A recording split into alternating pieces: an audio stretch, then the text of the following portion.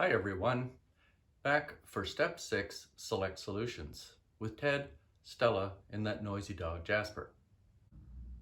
In step 6, we're going to do the evaluation of the options that we deferred from step 5.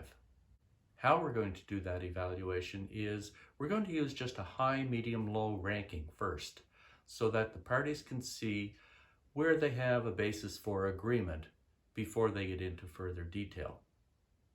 And that's why we saved that small space here. So on the first idea, that's kind of a pretty low for Stella, and for Ted, that's changing her schedule. Remember that warmth that had grown out of step 4? Doesn't really want to see her have to do that. He ranks it as a low. Him going to the gym before going to sleep, same kind of thing. Not really high for him, as he doesn't want to change his schedule. She gets that as well. She could walk the Jasper early. That's not a bad idea. Kind of gets some of the stuff. So yeah, they rank that medium and medium. Ted could use earplugs. Not ideal, but he could live with that. Stella dropping Jasper off at a neighbor's, and the neighbor putting Jasper in the kennel at 9. That kind of worked for both of them. Again, a little bit inconvenient for Stella. And Jasper still being locked up. Kind of a medium for Ted as well. Now, even without going further into detail, Ted and Stella know first two options aren't great. The next 3, yeah, they could build an agreement out of that.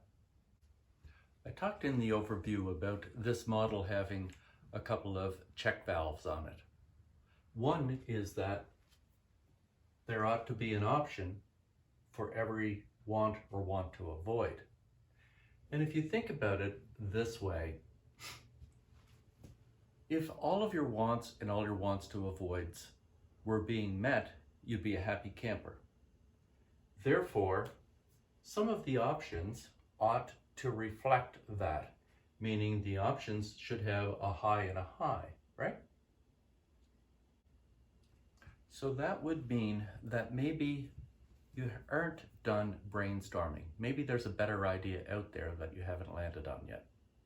That's one way to look at it. Another thing that happens is when the options have been ranked and the details are being worked out, and you do have some highs on both sides to work with, the participants still really aren't comfortable with their conversation and where they landed. When that happens, it's probably a sign that something was not picked up at step 4. There's still something there that hasn't made it on to the list of what people want and what they want to avoid. And that's why even when they get the options that they both rank as high, they're still not entirely happy campers. It's not a full solution. For Ted, Stella, and Jasper, the part that was really missing was that Jasper was still locked up and not getting enough exercise. And as they were working their way through the details to make an agreement from those 3 options, they had further conversations about Ted really liking dogs, and the idea came up, Ted could walk Jasper in the morning as part of his unwinding and then put him in the kennel, and Jasper's happy, Ted's happy, and Stella's happy. So they added that option. Ted could walk Jasper as his on-1 time, ranked high by both of them. They still have the backup of the earplugs, still have the backup of the neighbor. Strengthens the neighbors. She gets her companionship, he gets his rest, Jasper's looked after, and everyone is happy. I had said a couple of clips ago that the story of Ted and Stella and Jasper is a real life one. As the story was retold to me by Bill Diepveen, a well-known mediator in Western Canada, that's exactly what happened. They ended up primarily on the option of Stella dropping Jasper at the neighbors. And in the process of wrapping it up, the further conversations and his real disgruntlement, Ted's, about Jasper being locked up and not getting exercise came to light.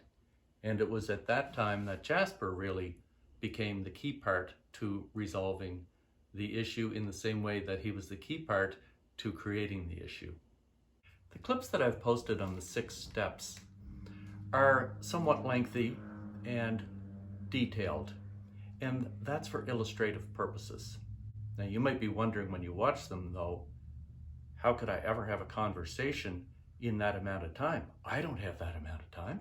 And so what I want to do next is, now that I've demonstrated how the model works, is to show you how you can use that model to have an ordinary conversation in 10 minutes. I want to provide you with tips and tools to do that. Stay tuned for more content. And if you get a chance, check out my YouTube channel and subscribe if you visit, please.